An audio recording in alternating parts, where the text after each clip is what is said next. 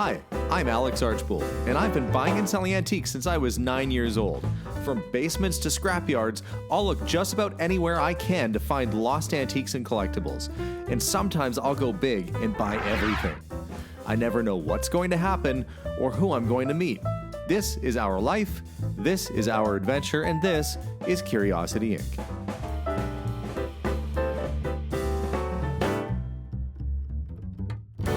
Hi guys, and welcome back to part 2 of the Ferrari renovation. I want to say it's probably I want to say it's my most ambitious project, but really it's not. The old Rolls-Royce convertible, that was my most ambitious. This is a cool car, but it's not in the worst shape.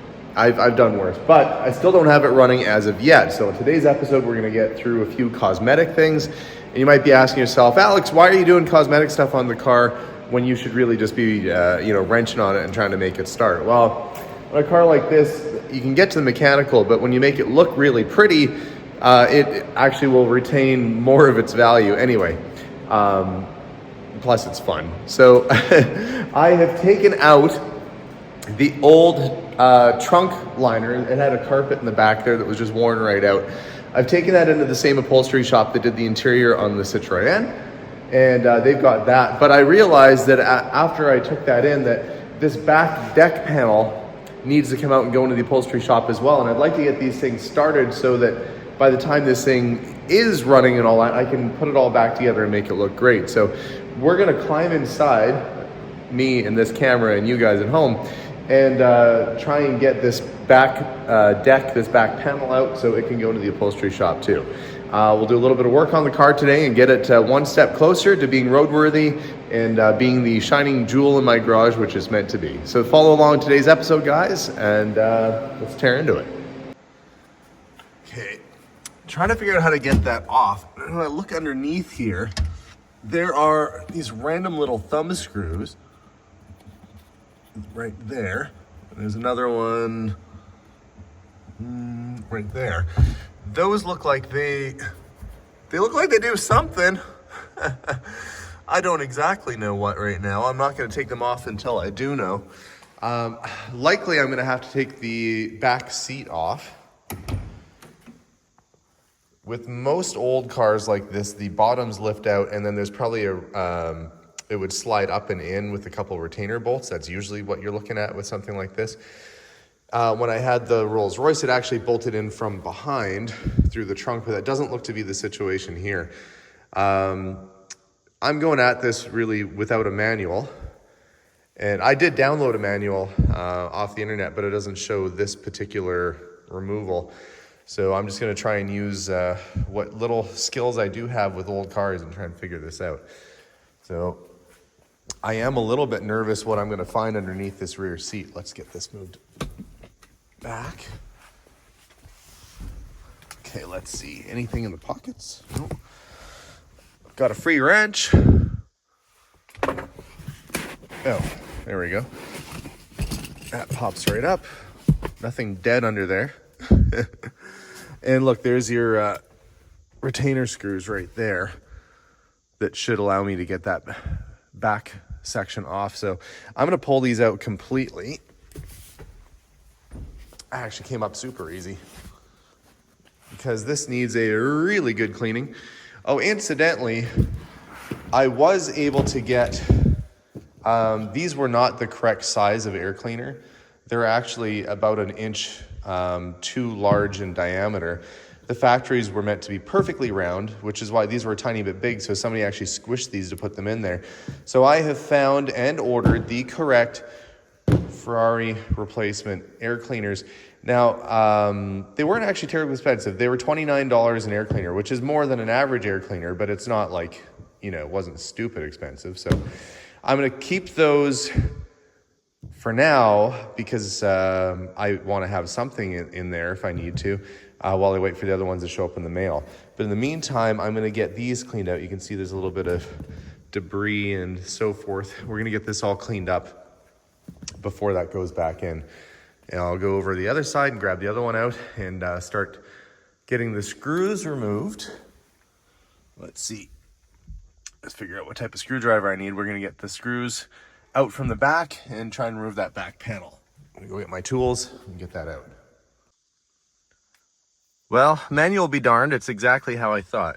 Mounting screws on the bottom, lift up off of those hooks, and we are free to access this panel. And this is the thing I want to get out so we can have a new one made. You can see the perforations for the speakers have completely fallen in, and the speakers themselves also need to be replaced because they are not in very good shape.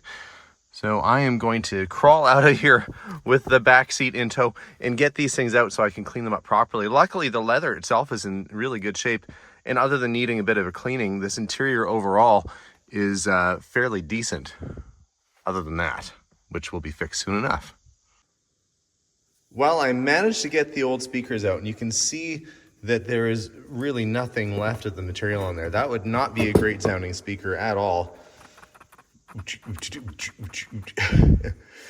It should be pretty standard size and pretty easy to replace. It's not the factory speaker anyway. Boy, those magnets are super powerful. They're picking up my drill bits off the counter. I'm going to run out and see if I can go find some new speakers and start cleaning up that rear deck and getting it all ready before the upholstery gets done. And I did get the panel out. Those two little thumb screws back there, that was what I needed to undo to get it out. And it's warped quite a bit. This was originally flat, and you can see how much it's warped.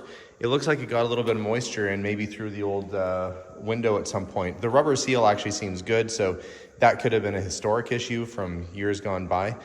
Either way, that's got to go into the upholstery shop, and this is supposed to be all perforated like that, and it's just all, maybe they had the base really cranked up and it thumped it right out of there, but whatever the problem was, this thing is nasty and needs to be redone.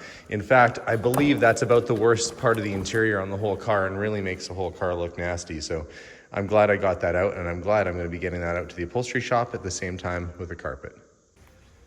They dropped the trunk mat and carpet off. They're going to deal with that at the upholstery shop. But I noticed while I was leaving that they actually sell speakers here. And they said they had some of last year's models that might be on sale. He's just gone to the back to check and measure, but I might be able to get everything done in one stop here today. Upholstery is dropped off. They didn't have, well, I shouldn't say, they had the speakers that would have worked, but they had really fancy ones, which I don't need.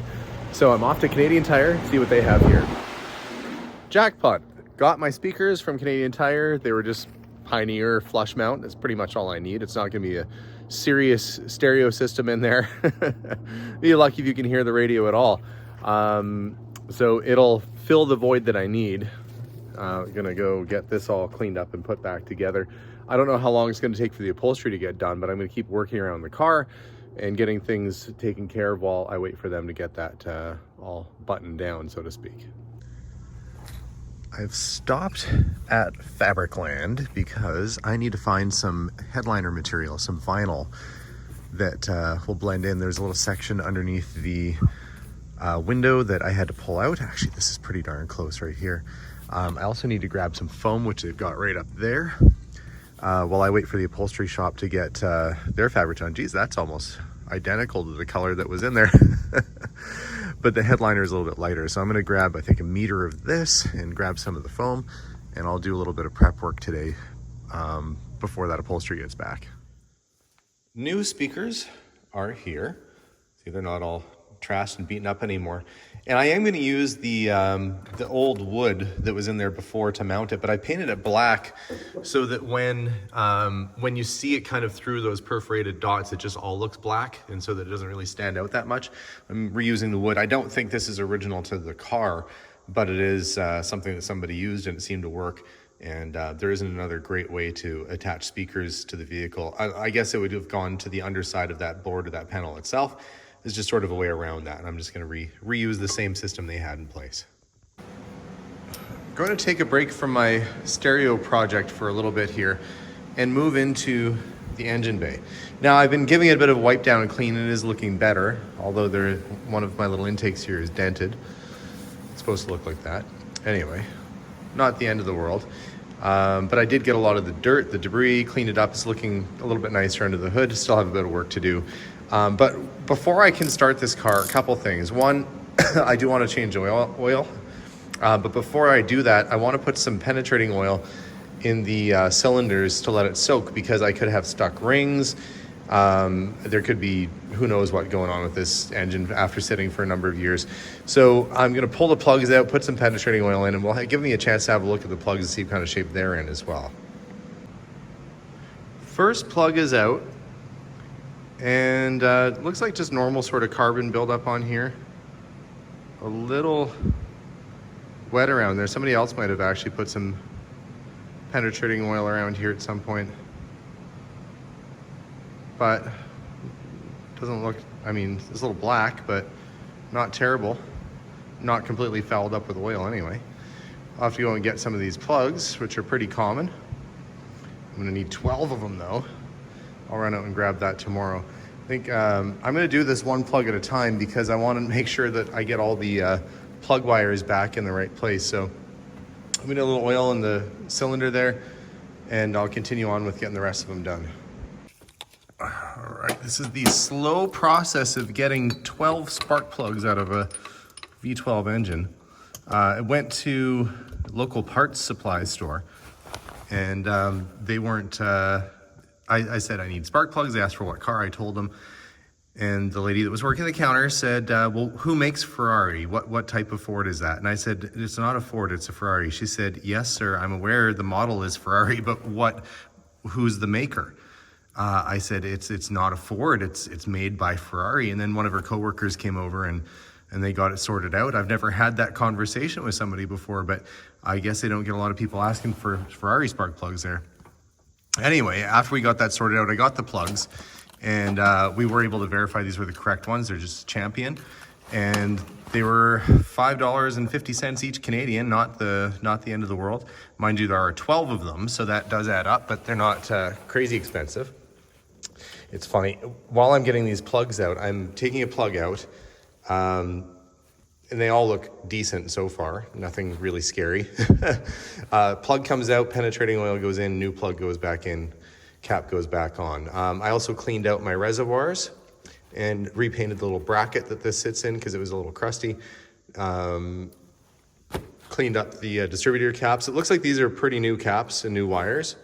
They're very soft and supple, and there still doesn't seem to be any problem with the ignition system that I can see anyway. I'm going to continue working my way around and hopefully get the whole car done. After this sits for a couple days, then I'll try and fire it over. Spark plugs are all in, so I'll let that penetrating oil sit in there for probably a couple days. Waiting on my air cleaners. They're actually oval air cleaners that I've ordered. Somebody mentioned that in a video, and yes, they were correct. The correct filters are oval shaped.